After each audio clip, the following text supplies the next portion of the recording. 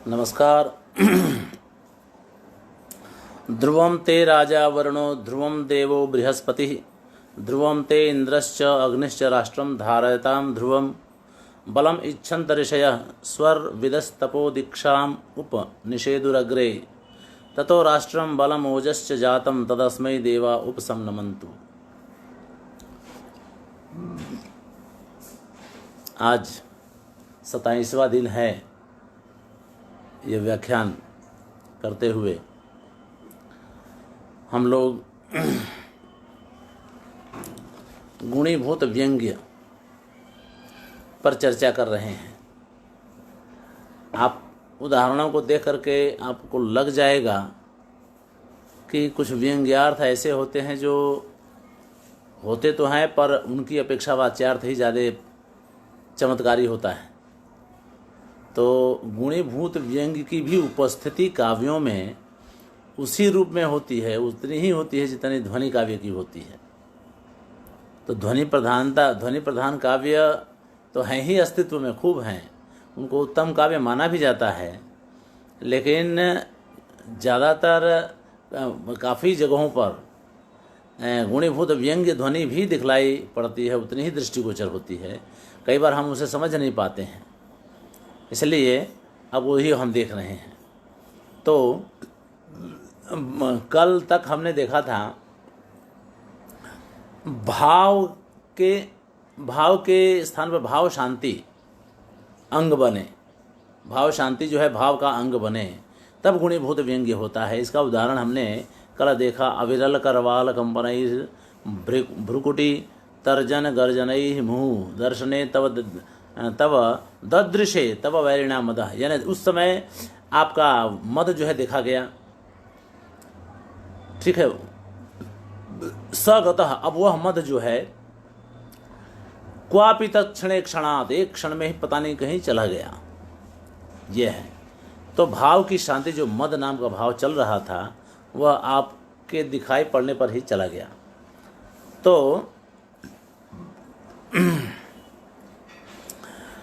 तो यानी वैरियों का मद जो दिखाई पड़ रहा था आपकी अनुपस्थिति में, वह आपके दिखाई पड़ने पर तुरंत ही कहीं चला गया, तत्क्षण चला गया। तो वह मद की शांति कही जाएगी, यानी भाव की शांति हुई। ठीक है, तो इस तरह से भाव की शांति यहाँ भाव का अंग बन रही है। तो इसलिए अब आगे चलते हैं। साकं कुरंगक दृशा मधुपान लीलां कर्तुं सुहृद्भिरपि वैरिणी ते प्रवृत्ते अन्याभिधायि तव नाम विभो गृहीतं केनापि तत्र विषमाम् अकरोत् अवस्थाम्। कह रहे हैं कि कुरंगक दृशा यानी मृगनयनियों के साकम यानी साथ, और सुहृद्भिरपि और मित्रों के भी साथ, दोनों मित्रों और मृगनयनियों अपनी पत्नियों अपनी कांताओं के साथ मधुपान लीलाम कर्तुम, मधुपान लीला, ठीक है ना, शराब पीना, तरह तरह के नाच गान करना, ये करने के लिए आपके वैरी जैसे ही शुरू किए, प्रवृत्त हुए, जैसे ही प्रवृत्त हुए, यानी जैसे ही आपके शत्रु अपनी पत्नियों और अपने मित्रों के साथ मधुपान लीला इत्यादि करना शुरू किए, प्रवृत्त यानी शुरू किए, वैसे ही केनापि उनमें से किसी ने आपके नाम राशि वाले किसी अन्य व्यक्ति का नाम ले लिया, यानी जो नाम आपका था उसी नाम से किसी अन्य व्यक्ति के लिए उसने वही नाम ले लिया जो आपका ही वाला नाम था। उस नाम को ले लेने पर तत्र, उस समय और उस जगह पर, वहाँ पर विषमाम अवस्थाम अकरोत, उसने एक विषम अवस्था की उपस्थिति कर दी, एक विषम अवस्था उत्पन्न कर दी। अवस्थाम अकरोत का मतलब कि एक दूसरी दशा ही उत्पन्न कर दी वहाँ पर। ठीक है, और वह दूसरी दशा कौन सी थी? त्रास, भय। तो भय नामक भाव का वहाँ पर उदय हो गया।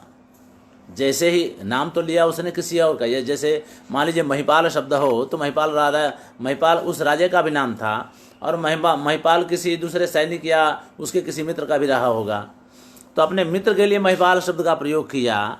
बाकी लोगों ने समझ लिया कि महिपाल आपका आप हैं, यानी राजा हैं। तो राजा का नाम सुनते ही उन लोगों ने जो है उनका जो मधुपान लीला का जो आनंद था वो तो शांत हो गया, सो हो गया, वो तो ठीक है, लेकिन भय उत्पन्न हो गया जो नहीं था। तो भय नामक भाव जो उत्पन्न हुआ, यहाँ पर भावोदय नाम की बात आ गई। अब यहाँ पर आप देखेंगे कि यहाँ किसी का अंग ये नहीं है, भावोदय किसी का अंग नहीं है। ऐसा नहीं बताया कि ये इस भाव का अंग है। अभी तक तो बता रहे थे, भाव शांति को बताया कि भाव का ये अंग है, लेकिन भावोदय को किसी भाव का अंग नहीं बता रहे हैं। आगे चलें।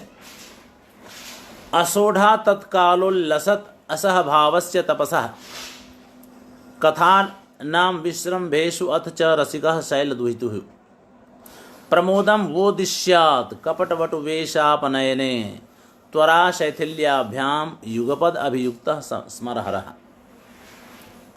ठीक है, अब आप देखिए, स्मरहरः यानी शंकर। शंकर आप सबको, वो यानी आप सबको प्रमोदम दिश्यात, प्रमोद प्रदान करें, आनंद प्रदान करें। स्मरहरः यानी शंकर आप सबको आनंद प्रदान करें। ठीक है, शंकर हैं कैसे? तो कह रहे हैं कि युगपद अभियुक्ता, जुड़े हुए हैं दो चीज़ों से एक साथ जुड़े हुए शंकर आप सबको आनंद प्रदान करें। एक साथ किससे जुड़े हैं?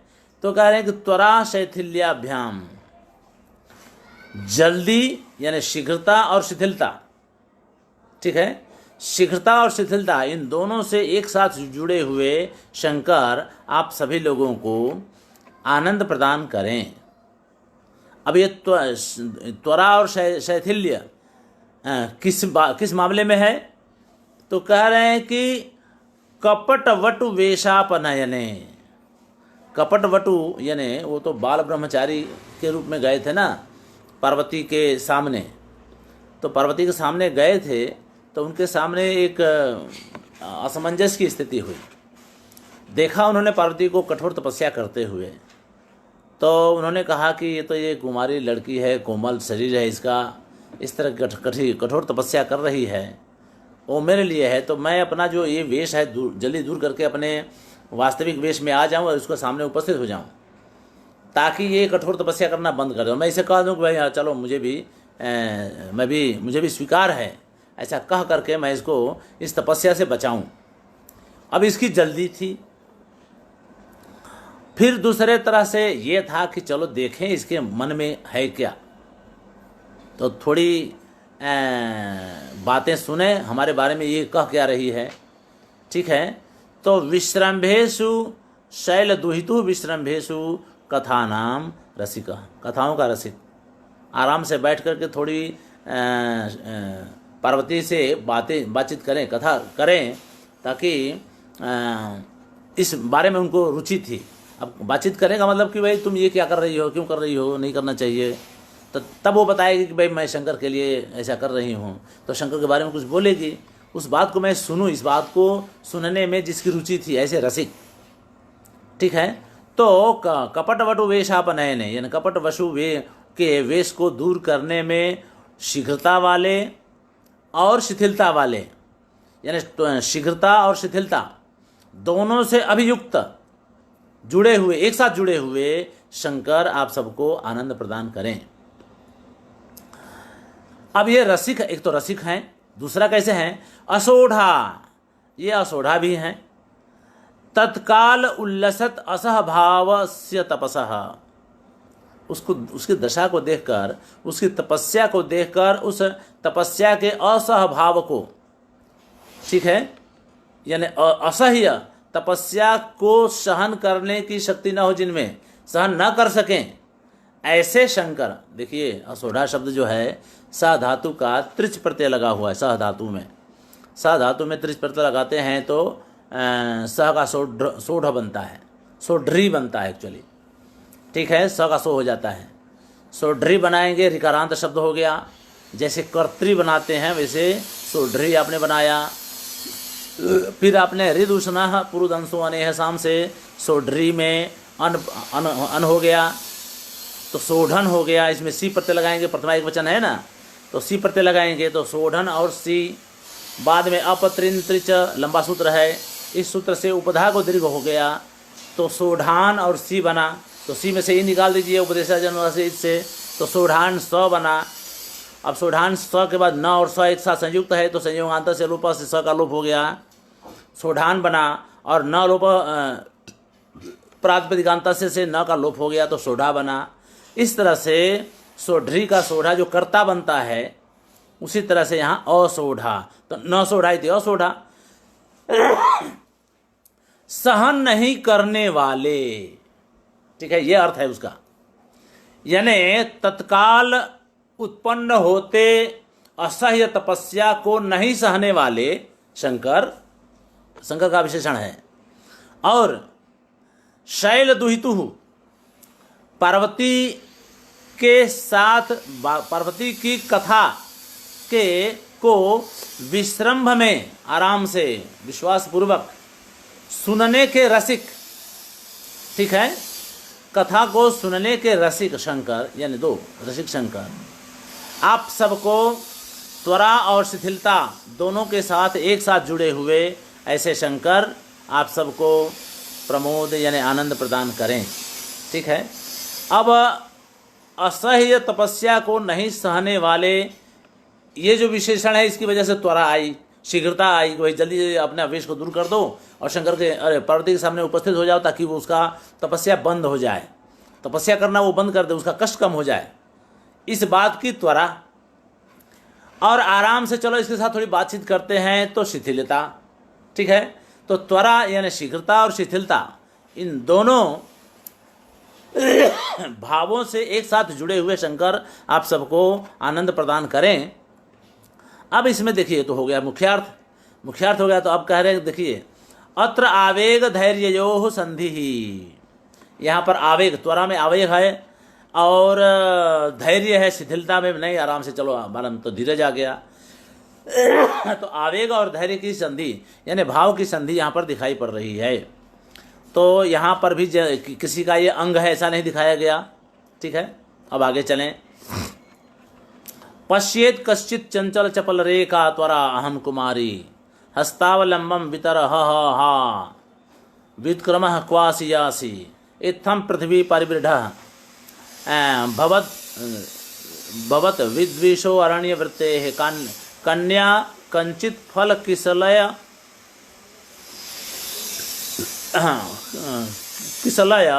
अन्याद दानाभिधत्ते। ठीक है, यानी इस प्रकार हे पृथ्वी परिवृढ़, हे पृथ्वी को घेरने वाले, ठीक है, पृथ्वी को घेरने वाले हे राजन, भवत विद्विषो कन्या, ठीक है, यानी आपके शत्रुओं की कन्याएं जो कि इस समय वन में अरण्य वृत्ते है, अरण्य में रहने वाले, आपके शत्रु इस समय अरण्य में जंगल में रह रहे हैं, तो अरण्य में रहने वाले आपके शत्रुओं की कन्या किसी को कंचित फल किसलया अन्याद दाना अभिधत्ते। ठीक है, वह जो है आपके किसी को फल किसलया से आद दाना लेने वाली ये कोई कन्या इस बात को कह रही है। अब क्या है देखिए, पूरी तरह से इसमें 8 भाव हैं जो शबलता, शबलता मतलब चितकावर, चितकावर यानी रंग बिरंगा, रंग बिरंगी जो चीज़ होती है, तो तरह तरह के भाव हैं। अब देखिए, ये जो है कोई देख लेगा, पश्येत कश्चित, अब दोनों जो है प्रेमी प्रेमिका, उसकी जो कन्या है अपने प्रेमी से कह रही है पश्येत कश्चित, अरे कोई देख लेगा, रहने दो, मत छू हमको।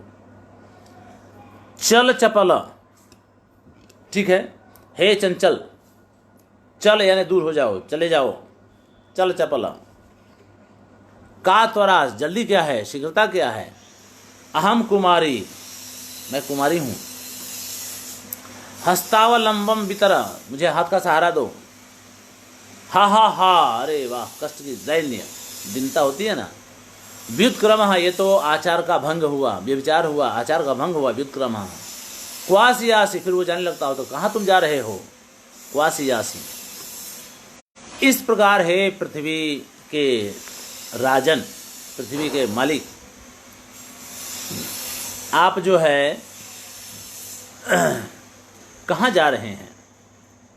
हाँ, आपकी जो है शत्रुओं की कन्या जो है किसी के प्रति ये अपने पत्तों किसल, वो होता है ना, कंचित फल किसलय है, फल और किसलय यानी पत्तों को आधा दाना लेने वाली, ठीक है ना। आधा दाना का मतलब कि जंगल में पत्ते और फल बिटोर रही है, क्योंकि वो तो ये सब तो जंगल में है, तो जंगल में खाने पीने के लिए कुछ ले गई होगी, लेने के लिए गई होगी, वहाँ अपने प्रेमी से ये बात कह रही है।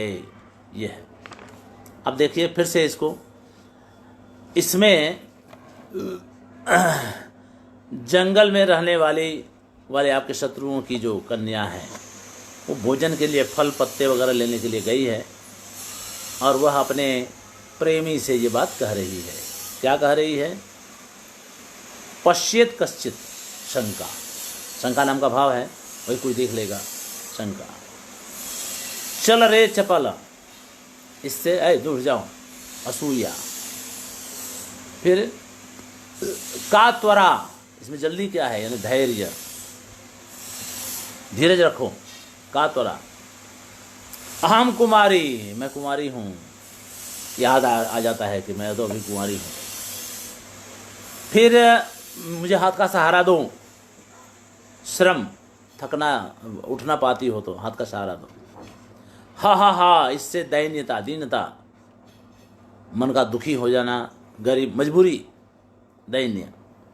व्युत्क्रम, यानी ये तो आचार का भंग है, ऐसा करना ठीक नहीं है। विबोध, संज्ञान, संवेदना।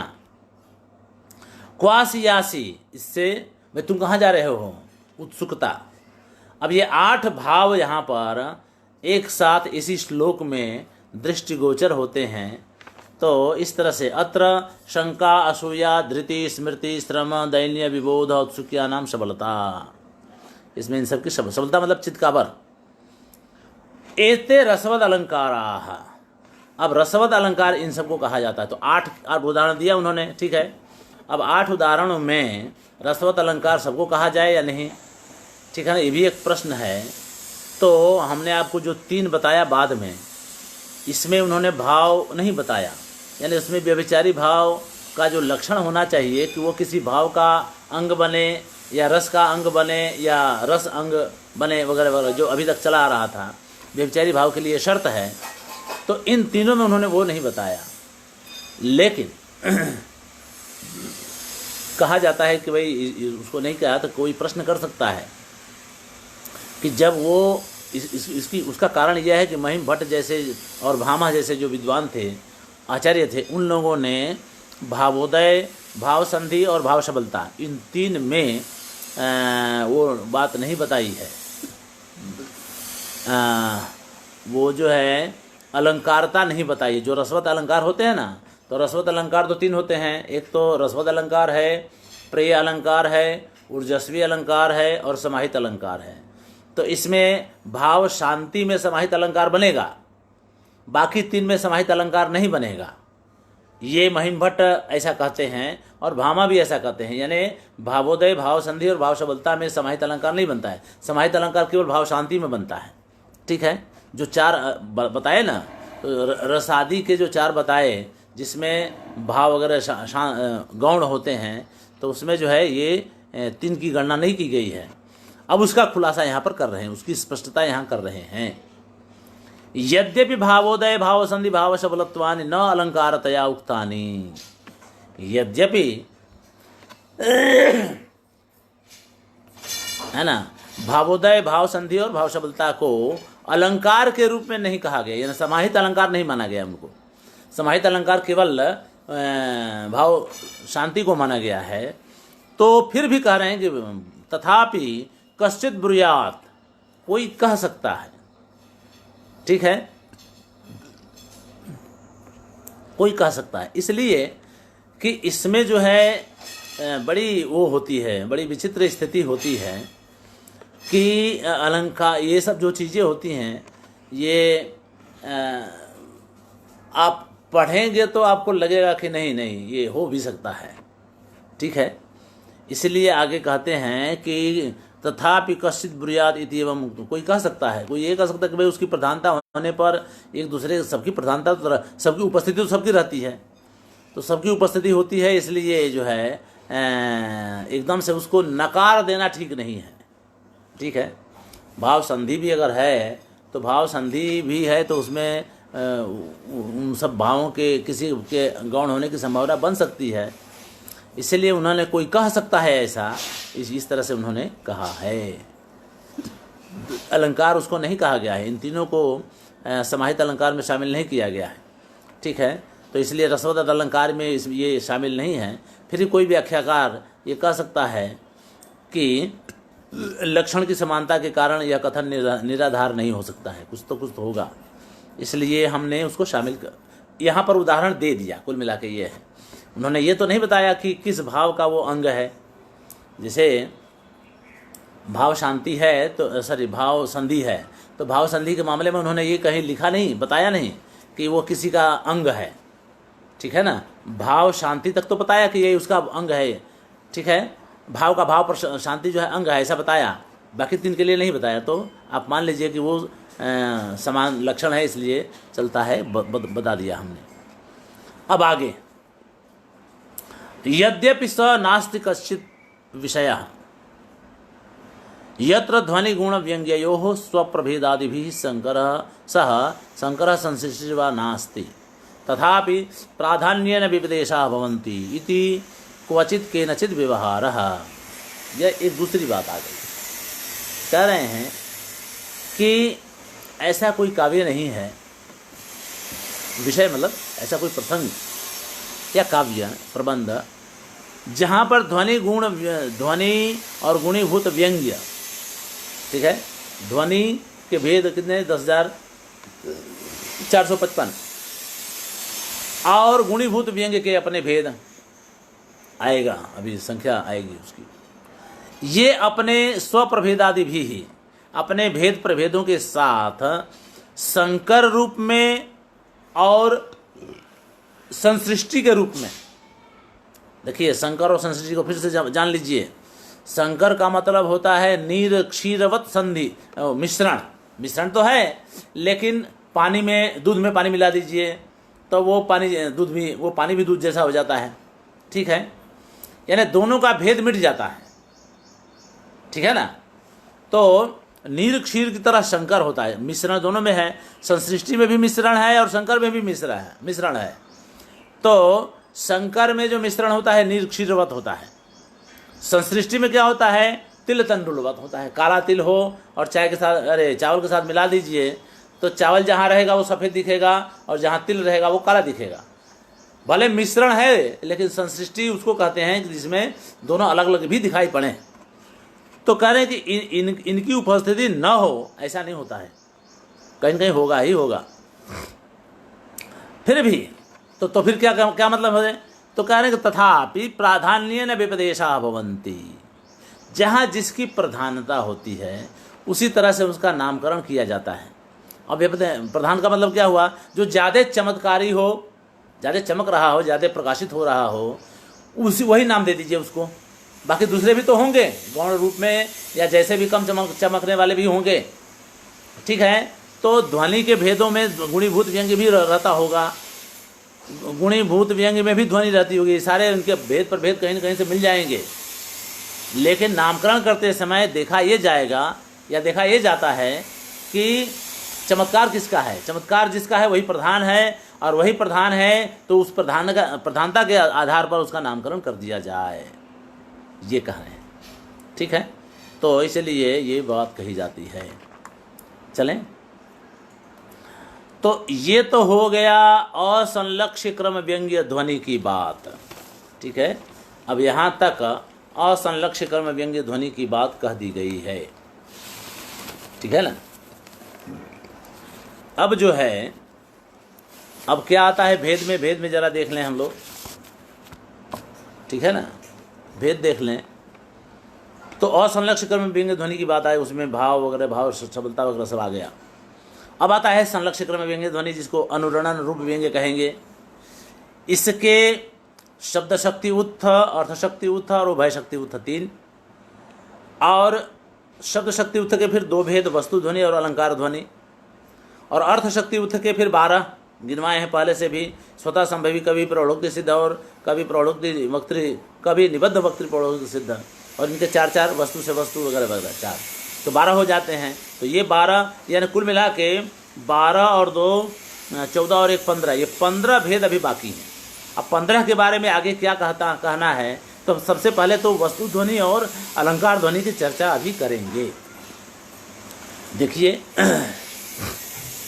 पहले इसमें अलंकार के ध्वनि की बात कर रहे हैं, यानी शब्द शक्ति उत्थ से जो अलंकार ध्वनि है उस पर ये उदाहरण दे रहे हैं। देखें उदाहरण, जनस्थाने भ्रांतम कनक मृग तृष्णान्धित धिया वचो वैदेहीति प्रतिपदम उदश्रु प्रलपितम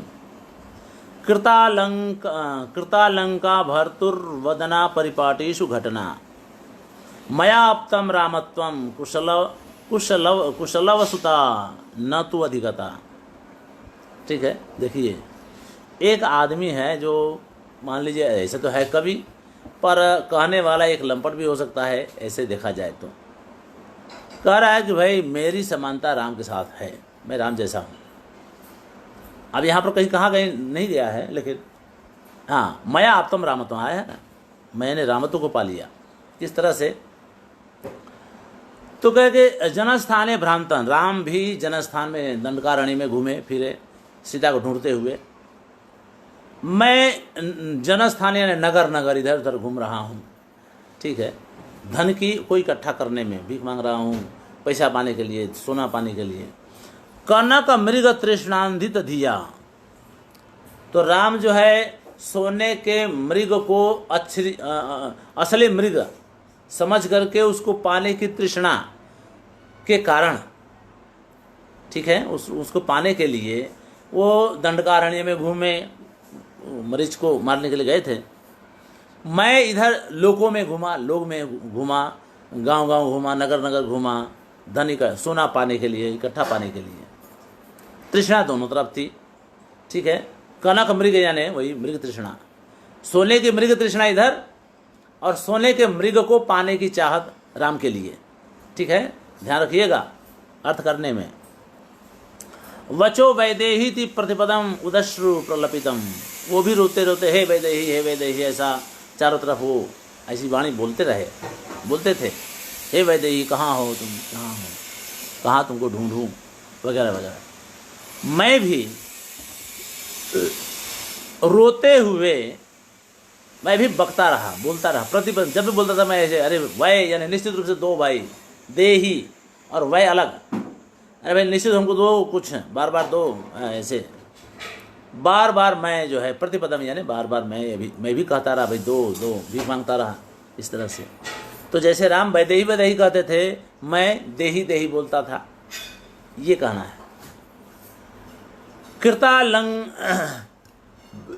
कृतालंका भर्तुर्वदन परिपाटीषु घटना। ठीक है,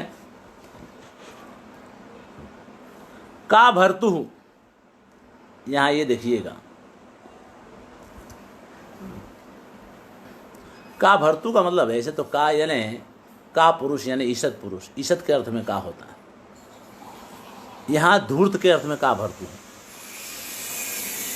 तो पहले राम के लिए लें, तो कह रहे हैं कि कृतालंका भर्तु वदन परिपाटीषु घटना।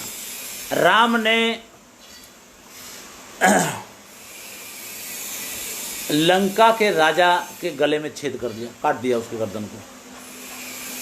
ठीक है ना, लंका भर्तु वदन परिपाटीषु, वदन की परिपाटी यानी 10 सिर थे, तो वदन की परिपाटी हो गई ना, उसमें घटना किया यानी उसको काट दिया। ठीक है, कृतालंका भरतो वदन परिपाटिषु, यानी जैसे राम ने रावण के गले में घटना कर दिया, परिपाटी में घटना यानी बहुत सारे गर्दन थे उसमें, उनको काटा या छेद कर दिया, काट दिया, मार दिया, ऐसे मैं भी धूर्तों की मुख और भाव भंगिमाओं के साथ, ठीक है, अलंग कृता, ठीक है, मैं भी इशारों पर उनकी इच्छा के अनुसार सारा व्यवहार किया, ठीक है, परिपाटी से, उनकी परंपरा के, भाई धूर्त कैसे जो व्यवहार करते हैं, तो धूर्तों के अनुसार मैंने सारा अपना व्यवहार किया। जैसे धूर्त किसी से सीना झपटी, किसी ने कुछ चीज़ फुसला लेना, तो धूर्तों के अनुसार सारा व्यवहार हमने अपना किया। तो यहाँ भी समानता हो गई। मया इस प्रकार से मैं भी रामत्व को पा गया, जैसे राम ने किया वैसे हमने भी किया। लेकिन हाँ, तो राम को भी कुशलव की माँ, कुशलव जिनके बेटे थे, ऐसी जानकी नहीं मिली, ठीक है, कुशलव जिनके बेटे हैं, ऐसी जानकी, ऐसी सीता उनको, राम को भी नहीं मिली, और मुझे भी कुशल वसुता नहीं मिली, यानी अच्छा धन नहीं मिला हमको भी, ठीक है ना। तो देखिए कितनी अच्छी बात हो गई। तो शब्दों को बदल करके जो है यहाँ, अब देखिए अत्र शब्द अर्थ तो स्पष्ट हो गया मेरे ख्याल से, कठिनाई नहीं होनी चाहिए। अत्र शब्द शक्ति मूलानुरणन रूपो, यहाँ शब्द शक्ति मूल अनुरणन रूप उपमा अलंकार यहाँ व्यंग्य है, यानी राम जो है उपमान हो गए और मैं उपमेय हो गया जो बोल रहा है। तो उपमानोपमेय भाव यहाँ पर हो गया और वो व्यंग्य है, तो उपमानोपमेय भाव व्यंग्य होने का मतलब उपमा अलंकार व्यंग्य हो गया, ठीक है। तो ये जो उपमा अलंकार व्यंग्य है, यह उपमा अलंकार जो व्यंग्य हो रहा है, इसकी अपेक्षा वाच्य चमत्कारी ज़्यादा है। देख लीजिए, जो मुख्यार्थ है वही ज़्यादा चमत्कारी हो रहा है। इसीलिए यहाँ पर शब्द शक्ति मूलानुरणन रूप व्यंग्य में जो अलंकार ध्वनि है वह अंग बन रही है वाच्यार्थ का, ठीक है। तो वाच्यार्थ का अंग होने के कारण ध्वनि अंग हो गया। जो अलंकार, उपमा अलंकार जो यहाँ ध्वनि के रूप में आ रही है, यानी अलंकार्य है, व्यंजित है, वह गौण हो रहा है, और जो वाच्यार्थ है वो प्रधान हो रहा है, मुख्य हो रहा है। इसलिए यहाँ पर गुणीभूत व्यंग्य अलंकार हुआ, ठीक है। चलें आगे। तो ये तो है अलंकार ध्वनि, शब्द शक्ति उत्थ से अलंकार ध्वनि। अब शब्द शक्ति उत्थ से वस्तु ध्वनि का उदाहरण देखिए। आगत्य संप्रति वियोग विसंस्थूलांगीम अम्भोजनीम क्वचिदपि क्षपितत्रियामः एनाम प्रसादयति पश्य शनैः प्रभाते तन्वंगी पादपतनेन सहस्ररश्मि। देखिए कैसी कवियों की सोच, ठीक है, कहाँ कहाँ कैसे कैसे जाती है। सूरज शाम को डूब जाता है, रात भर चलते चलते सुबह जब उगता है और आ कर के कमल से मिलता है, उसकी किरणें आके कमल से मिलती हैं, वो कमल का फूल संकुचित रहता है, किरणों को पा करके वो खिल जाता है, ठीक है। तो उसको किरण जो है, कमल जो है खिल गया, ये स्थिति है। अब उसी को एक कामुक कहिए या प्रेमी कहिए, उसके ऊपर घटित कर रहे हैं। किस तरह से? आगत्य यानी आ करके, संप्रति इस समय, वियोग विसंशुलांगीम अम्भोजनीम, वियोग के कारण शिथिल अंग वाली, ढीले अंगों वाली, अम्भोजनीम यानी कमलिनी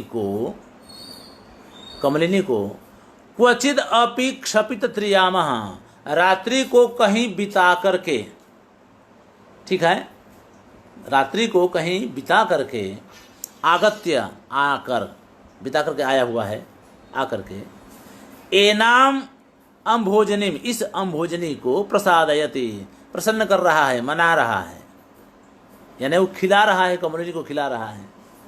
पश्य देखो, शनैहि धीमे धीमे, प्रभाते सुबह सुबह, तन्वंगी हे तन्वंगी, पाद पतनेन सहस्र रश्मि, पैर पर गिर करके सहस्र रश्मि, यानी सहस्र रश्मि यानी सूर्य, वह सूर्य जो कि रात कहीं बिताया हुआ था और सुबह आ करके देखो कि उस वियोग से शिथिल अंगों वाली, ढीले ढाले अंगों वाली कमलिनी को प्रसन्न कर रहा है, तुम देख लो। ठीक है। पाद पतने न, पैर पर गिर करके।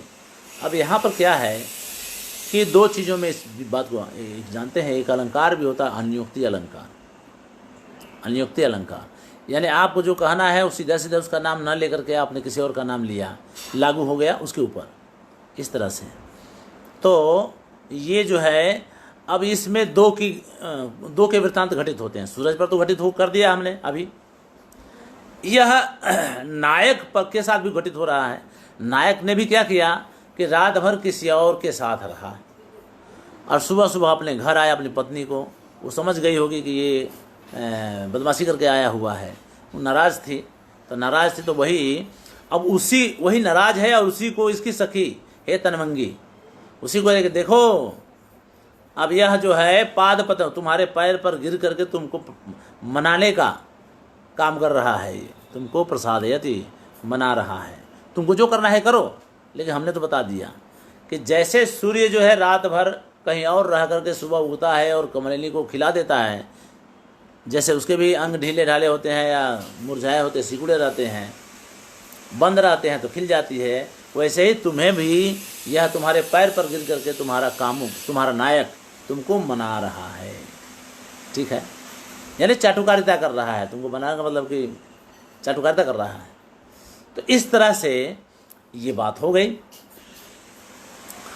अब इसमें देखिए दो चीज़ें हैं, नायक वाला वृत्तांत उस पर भी घटित कर दिया गया और सूरज के साथ तो घटित कर ही दिया गया। तो कह रहे हैं कि अत्र नायक वृत्तांत अर्थशक्ति मूलः वस्तु रूपो निरपेक्ष रवि कमलिनी वृत्तांताध्यारोपेण एव स्थितः। अब नायक का वृत्तांत और सूरज का वृत्तांत दोनों निरपेक्ष भाव से इसमें इस काव्य में है, दोनों का एक दूसरे से कुछ लेना देना नहीं है। तो कवि ने कह दिया, पैरिटी बिठाई जा रही है, सही बात है, लेकिन घटना में किसी की कोई भूमिका नहीं है एक दूसरे के साथ, दोनों अलग अलग हैं, इसलिए उसको कह रहे हैं निरपेक्ष भाव। देखिए यहाँ पर दो चीज़ें आएंगी, वाच्य अंग और वाच्य सिद्ध्यंग व्यंग्य, वाच्यांग व्यंग्य और वाच्य सिद्ध्यंग व्यंग्य, ये दो शब्द आप लोग ध्यान में रखेंगे। गुणीभूत व्यंग्य में इनकी बड़ा महत्व है। ठीक है, तो इस उदाहरण में, आगत्य वाले उदाहरण में, नायक का जो वृत्तांत है वह अर्थशक्ति मूलक वस्तु रूप है, जो व्यंग्य है। वाच्यार्थ में तो सूरज वाला प्रकरण आ रहा है, सूरज के लिए सब कहा है ना, सहस्र रश्मि सूरज के लिए है। तो सहस्र रश्मि ही सुबह में आ करके कमलिनी, जो कि उसके अंग जो है सिकुड़े हुए हैं, उस सिकुड़े हुए अंग वाली कमलिनी को, इस कमलिनी को देखो हे तनमंगी, देखो वो मना रहा है सूरज। ठीक है, तो ये सारी चीज़ें तो वाच्यार्थ है। अब वाच्यार्थ है, व्यंग्यार्थ क्या है? तो यह तुम जैसी को यह नायक तुम्हारे पैर पर गिर करके मना रहा है। ये वस्तु है, वस्तु आप जानते हैं ना, घटना को वस्तु कहते हैं, जो इवेंट है, इवेंट यानी घटना। तो पैर पर गिरना, तुमको मनाना। अब ये अर्थशक्ति उत्थ है तो अर्थशक्ति से ये जो है वस्तु से वस्तु व्यंग्य है, लेकिन इसमें जो वाच्यार्थ है, ठीक है, इसमें जो वाच्यार्थ है, सूरज विषयक जो वृत्तांत है वो ज़्यादा चमत्कारी है, और नायक का जो वृत्तांत है वो गौण है। व्यंग्य तो है लेकिन गौण है। तो यहाँ वस्तु से वस्तु ध्वनि तो निकली, लेकिन जो ध्वनि निकली वो गौण है, अप्रधान है, और जो वाच्यार्थ है वो प्रधान है। इसलिए यहाँ गुणीभूत व्यंग्य ध्वनि तो हो गई। अब हो गई, उसमें भी अब इसको नाम क्या दें, सवाल ये हुआ, नाम क्या दें? तो कह रहे हैं कि जहाँ पर वाच्यार्थ और व्यंग्यार्थ दोनों निरपेक्ष भाव से हों, तब वाच्यांग वाच्यांग व्यंग्य होगा।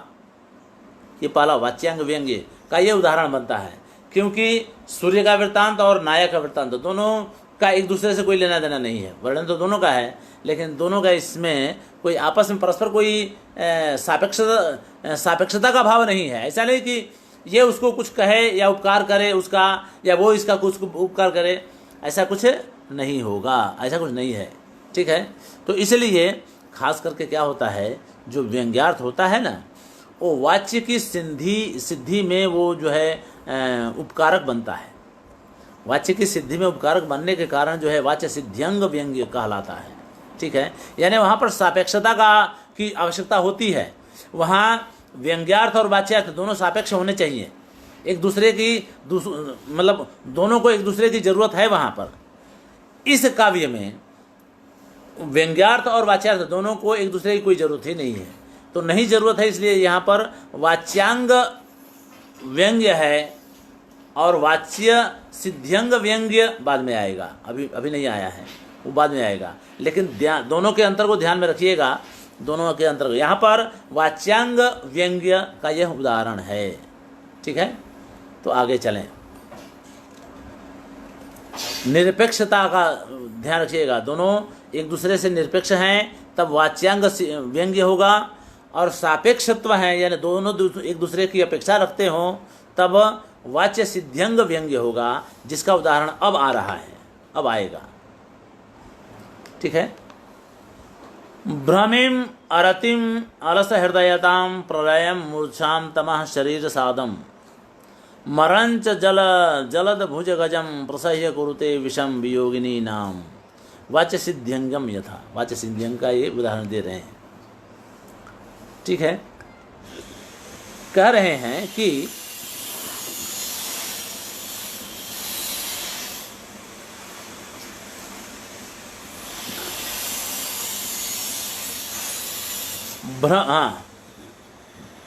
वियोगिनी नाम यानी वियोगियों के लिए जो विष है वह विष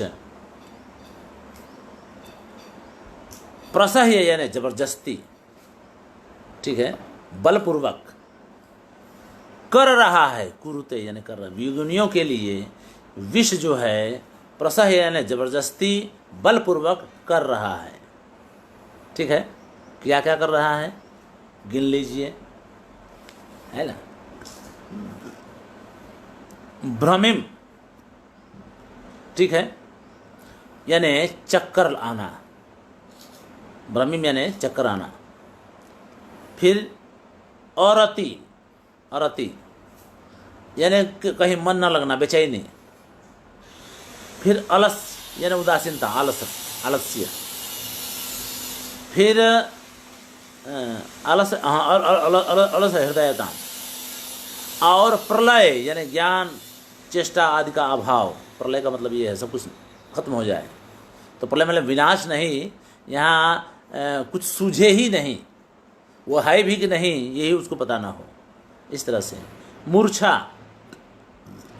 फिर तमह यानी अंधकार यानी अंधापन, अंधकार। फिर तमह हो गया ना, और शरीर सादम यानी शारीरिक दुर्बलता। ये सब कुछ विष करता है। अब विष है कैसा, तब देखिए। अच्छा, मरणम च भी है ना भाई, मरण भी होता है, मरण को भी उत्पन्न कर रहा है। कितना कितना हो गया, 1 2 3 4 5 6 7 8 चीज़ें उत्पन्न कर रहा है। कौन, विष। अब ये विष कहाँ से आया, तो कह रहे हैं कि जलद भुज गजम, जलद यानी जलम ददाते जलद बादल, और भुज गजम बादल रूपी सर्प से उत्पन्न, बादल रूपी यानी मेघ रूपी सर्प से उत्पन्न विष जो है बलपूर्वक वियोगिनियों के लिए इतनी चीज़ें, कितना था, 7-8 था, उतनी चीज़ें वो कर रहा है, उतनी चीज़ें उनके लिए उत्पन्न कर रहा है। आप जानते हैं विष का एक अर्थ पानी भी होता है, ठीक है, एक अर्थ जल भी होता है। विष तो होता ही है, जल भी होता है, ठीक है। तो अब देखिए, अत्र हालाहलम व्यंग्यम भुजग रूप से। अब क्या हुआ, जलद और भुजगज, इसमें उपमान कौन है? उपमान वो भुजग है ना, भुजग उपमान है, और उपमेय मेघ। वो क्योंकि मेघ का ही पानी सामने गिर रहा है ना, तो उपमेय हो गया। तो मेघ का पानी भुजगज यानी सर्प से उत्पन्न। अब देखिए, विष जो है दोनों से उत्पन्न होता है, बादल से भी, तो बादल से जो उत्पन्न होगा वो पानी होगा विष, और भुजग से जो उत्पन्न होगा वो जहर होगा। तो अब ये जो विष जो है व्यंग्य हो गया, हालाहल के रूप में व्यंग्य है, क्योंकि उपमान के साथ जोड़ना था, ठीक है ना। तो हालाहल जहर के रूप में वो व्यंग्य है, और भुजग रूपस्य वाच्यस्य सिद्धिकृत, ठीक है ना। अब देखिए, भुजग तो कहा, तो भुजग का वाच्यार्थ क्या है? सांप। तो सांप के अर्थ को सिद्ध करने के लिए हालाहल में विष का अर्थ हालाहल के रूप में व्यंग्य किया गया, यानी वाच्य की सिद्धि के लिए वह अंग बना, ठीक है। कौन? व्यंग्य। वाच्य की सिद्धि में जो व्यंग्य अंग बनता है, ठीक है, अप्रधान अंग बनता है, उसको वाच्य सिद्ध्यंग व्यंग्य कहा जाएगा। अब इसमें सापेक्षता कहाँ आती है? देखिए, दो चीज़ें कही गई। विष तो दोनों से पैदा हुआ, मेघ से भी और सर्प से भी, ठीक है।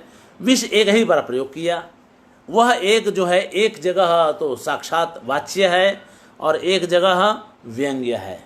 लेकिन जो व्यंग्य है उसकी सिद्धि के लिए विष जो है सहायक बन रहा है, ठीक है, हालाहल। तो हालाहल जो है भुजग की सिद्धि के लिए, जो उपमेय जिसका उल्लेख किया गया है, वाच्य, भुजग यानी वाच्य, तो वाच्य की सिद्धि के लिए हालाहल रूप जो व्यंग्यार्थ आया विष से, वह अर्थ, वह हालाहल रूप व्यंग्यार्थ वाच्य की सिद्धि का अंग है, ठीक है। उसका उपकारक, यहाँ पर अंग का मतलब उपकारक, हित करने वाला, सहायता करने वाला, मदद करने वाला, इसीलिए यहाँ पर वाच्य सिद्ध्यंग्य व्यंग्य होगा, ठीक है। ज़्यादा कहेंगे बात वही कहनी है, उसी बात को दोहराना है। आप एक बार समझ करके बार बार पढ़ेंगे, आपको भी पढ़ना पड़ेगा, तो आपको समझ में आ जाएगा। यथावा, ठीक है। तो वाच्य सिद्ध्यंग व्यंग्य का एक उदाहरण दे दिया। अब यथावा में भी दूसरा भी उदाहरण दे रहे हैं, देखिए।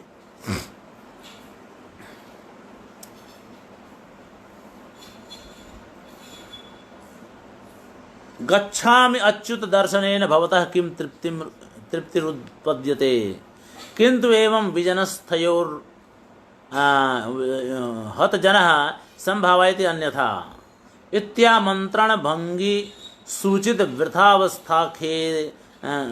वृथावस्थान खेदालसाम आश्लिष्यन् पुलकोत्करांचित तनुः गोपीं हरिः पातु वह, ठीक है। ये बड़ा बढ़िया है। वैसे तो कवि कह रहा है, स्तुति कर रहा है हरि, भगवान कृष्ण भगवान आप सबकी रक्षा करें, ठीक है, आप सबकी रक्षा करें। हरि हैं कैसे? तो पुलकोत्करांचित तनु, यानी रोमांच से उत्कर और अंचित, रोमांचित शरीर वाले भगवान आप सबकी रक्षा करें। और भगवान कर क्या रहे हैं? तो आश्लेष्यन, आश्लेष कर, आलिंगन कर रहे हैं, आश्लेष कर रहे हैं, आलिंगन कर रहे हैं। किसको? तो गोपीम को, गोपी को ये आलिंगन कर रहे हैं, और आलिंगन करने से उनके शरीर में रोमांच हुआ है। ऐसे रोमांचित शरीर वाले भगवान कृष्ण आप सबकी रक्षा करें, ठीक है। अब गोपी कैसी है? तो कह रही है कि आमंत्रण भंगी सूचित वृथावस्थान खेदालसाम।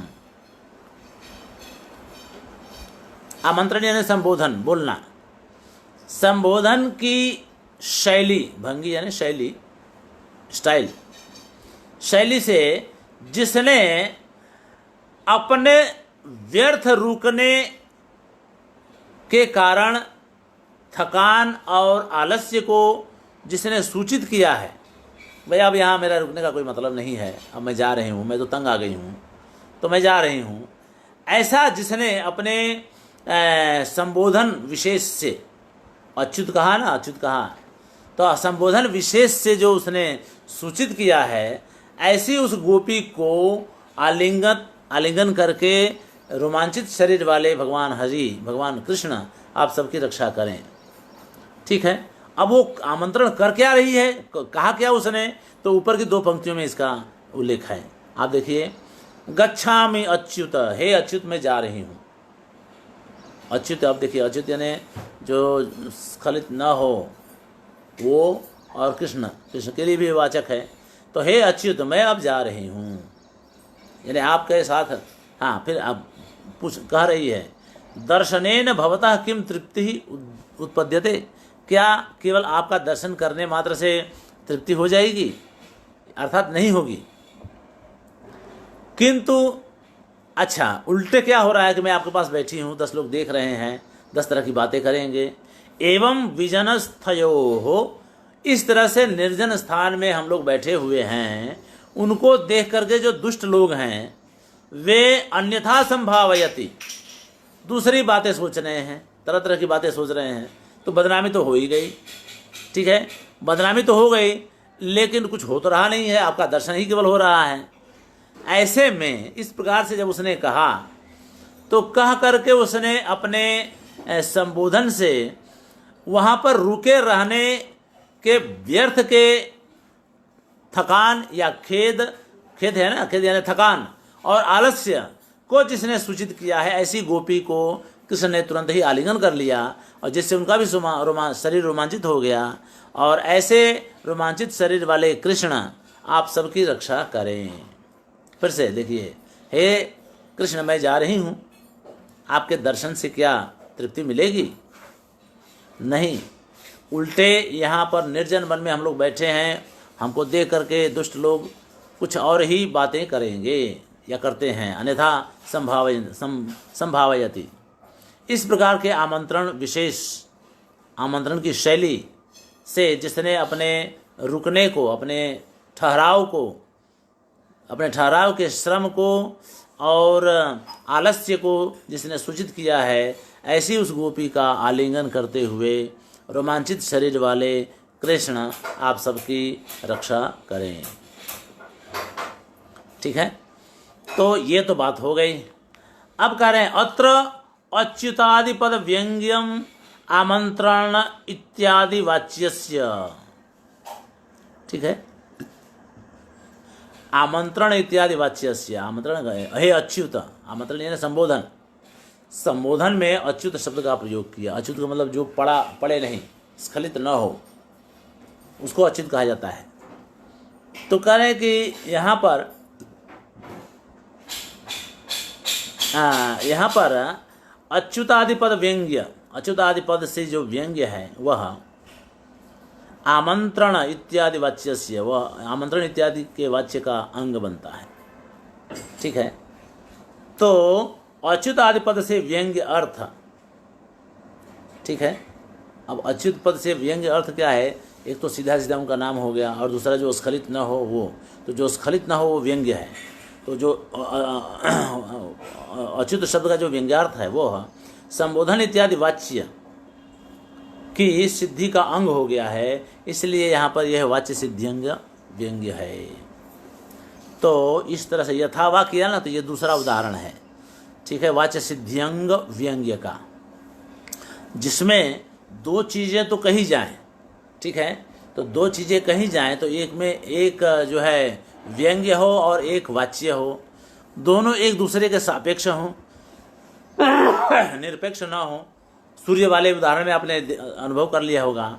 यहाँ पर भी अच्युत में जो है स्खलित नहीं होने वाला जो व्यंग्य है, वो अच्युत का के वाच्यार्थ को ज़्यादा चमत्कृत करने में उसका अंग बन रहा है। ठीक है, तो अंग बन रहा है, इसलिए दोनों एक दूसरे के सापेक्ष हैं।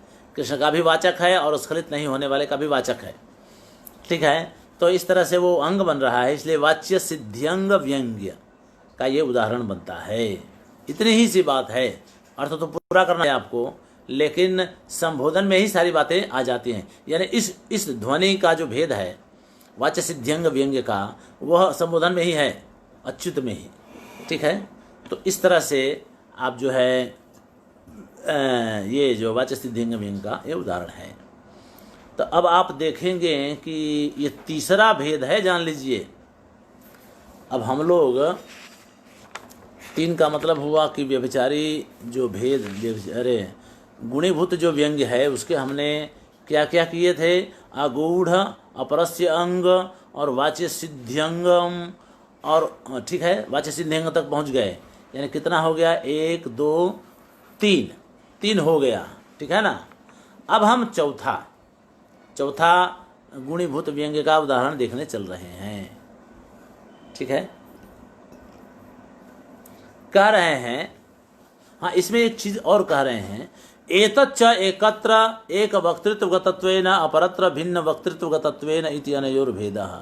अब इसमें भिन्न देखिए, हाँ यार ये भी एक बात कहने वाली, बड़ी बड़ी अच्छी बात इन्होंने कही कि आप ये जो श्लोक है इसमें कथन 2 तरह का है, 2 कथन है।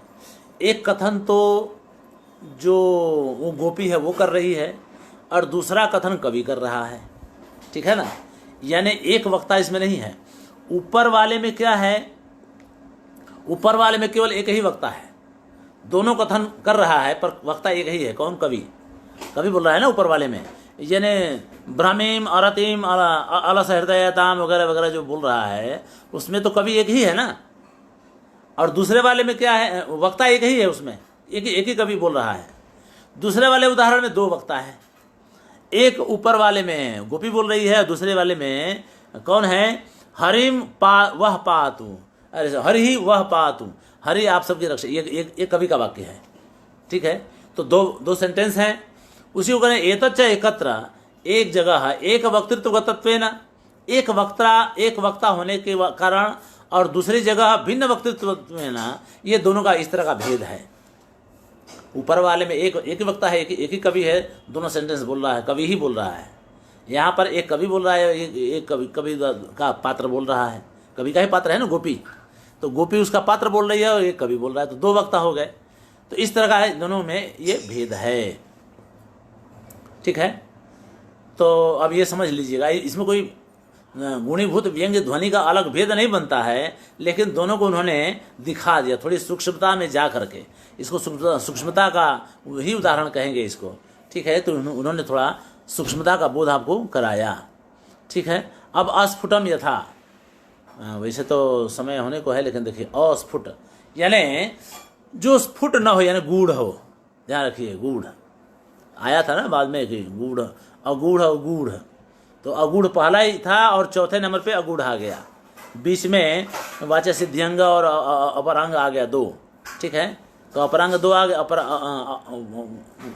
अपरांग हो गया और वाच्य सिद्ध्यंग व्यंग्य हो गया, और चौथे नंबर पे आ गया अस्फुट यानी गूढ़।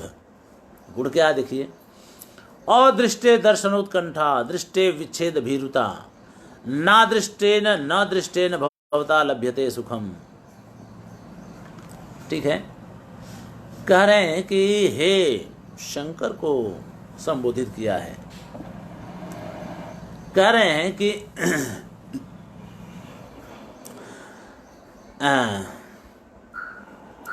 आपका दर्शन अदृष्टे नहीं होने पर उत्कंठा होती है कि कब होगा। ठीक है, और दर्शन हो जाए, दृष्टि दर्शन हो जाए तो डर ये लगता है कि कहीं ये दर्शन छूट ना जाए, वियोग ना हो जाए। भाई आप सामने हैं तो मैं देख रहा हूँ, तो डर वो उस समय ये होता है कि आप कहीं चले ना जाएं, वियोग ना होता है ना। आप जानते हैं ये सब धन वगैरह के मामले में